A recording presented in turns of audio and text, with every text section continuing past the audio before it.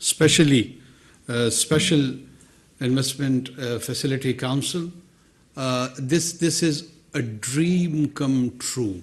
Even as a child, when I used to think about Pakistan, we would have been told कि पाकिस्तान एक ज़रई मुल्क है, पाकिस्तान के पास बड़े rich mineral resources हैं, और as hailing from Balochistan, we would take a lot of pride in our natural and mineral resources. But we never knew that what those mineral resources were. But a day has arrived when, thank God, with the support of all the institutions in which Pakistan military is in lead, with its ablest leadership, to support, facilitate, encourage, and realize this old national dream. मेरा अपना view ये है कि it is not idea or a dream of an institution. An institution may be in the lead role, but it is collectively owned by around 2,500 million people of this country. So we all own it, we all support it, and we will all contribute jointly towards it. Dusra, I know it's a polarized society, and in this polarized environment, we would try to differentiate between politics and law. There is a rule of law and there is a rule of order. We would ensure that rule of order is not compromised in any way. Rule of order would ensure and lead us towards the rule of law. If there is chaos, if there is anarchy, no governance system, no secular system, no religious theocratic system, whatever the people of a concerned territory wish to live with it, you can't have that. So we know the sanctity of the order. That would be kept at any cost. Pakistan is owned and shared by all ethnicities, by all creed, by all religious backgrounds. Quaid-e-Azam Muhammad Ali Jinnah, his famous speech of 11th August was a projection for the idea of a citizenry where no identity-based rights would be prescribed. Rights will not be given to the people on the basis of noun, right? Rather, it would be allocated on the basis of adjective, on the basis of conduct, on the basis of character, on the basis of behavior. The best of the best has to come and excel in this society. There are many dreams around the globe, but let's start having a vision of a Pakistani dream, and let's realize this Pakistani dream. Pakistani dream is the dream of our soul. It is imbibed by the ideas of Iqbal, the enlightened Iqbal. We would strongly discourage rigidity, be it in any form, in this society. We do not stand for the forces of darkness. Rigidity may come in the garb of religion or secularism or any other form. These extreme attitude, they are not just unwelcomed, they would be discouraged. They would be curbed and controlled by the law.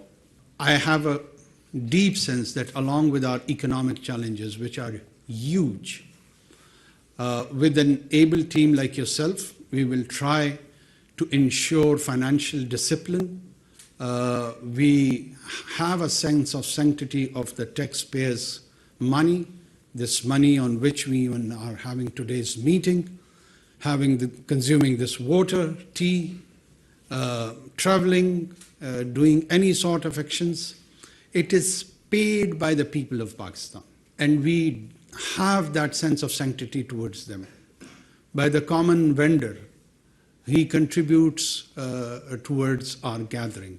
By a shopkeeper, by a civil servant, by a teacher, by a lawyer, they all contribute towards us so that we can deliver for them the social services. We can provide that secure environment for them. So that utmost duty, inshallah, maybe it is for a month, 2, 3, I don't know, or 3.5, whatever the allocated time is, we will demonstrate not through our words, but through our actions. The minorities, inshallah, will stay protected in this country. There may be an attempt to harm them from a section of marginalized and peripheral group of people, but that would be responded sternly and strictly by the state and society both. Pakistani state and society does not align and identify with such elements. They may be from us, but they are divorced from us. They are divorced from our identity process. We do not identify with them. We want to keep ourselves distant to them. One of the main idea of Muhammad Sallallahu Alaihi Wasallam's message with all the monotheist tradition, with all the Abrahamic tradition, was, and will remain the idea of dhami or zami or minority. They always envisioned that there would be a situation where your community probably would be in majority. So when you are in a majority, the minority has to be protected, not on the basis that they would convert to your worldview, not on the basis that they have to have the same kind of world outlook. They can differ with you, but the basic human dignity, the security, their provision and sustenance has to be ensured by this divinely inspired idea. And Pakistan, alhamdulillah, was created on those tayyaba and noble principles. Pakistan is the product of noble idea. Pakistan is a romance. And let's start realizing that romance with today's first cabinet meeting. I'm sure you would be given some task, and I expect that within 3 to 4 days, with all the inline departments, we will be having briefings, and with Godspeed, we will start, inshallah, to deliver. Last but not the least, we have seen some sabotage activities on May 9th. I would explicitly express my not just discomfort, but it was a way of disappointment that how and where did we reach on that day. Not just that our military installations were attacked. Gentlemen and ladies, let me remind you, when I was growing up, a new virus was emerged by the name of AIDS, and it was acquired immunodeficiency syndrome. The nature of the virus was that it would attack the immune system of the body, and then you could have died. It would have been fatal even for a very mundane diseases like flu. So for any polity, if its immune system is attacked, it leads towards its fertility. And in our context, these emblems, these symbols are important. These state symbols, when they are attacked, state doesn't disappear or vanish within a day or 2 or a week. It's a process. And the initiation of that process, or an attempt at least to do so, in my mind comes that it was exhibited on May 9th. We not just condemn it, now we are in the role to ensure that justice is being done, and whosoever violated laws on those days would be treated by those laws. There won't be any favor, there won't be any fear.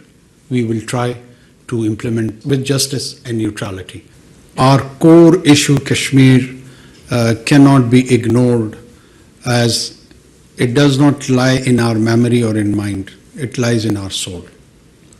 And body can transform, soul can't. So for us, Kashmir is eternal. Thank you so much.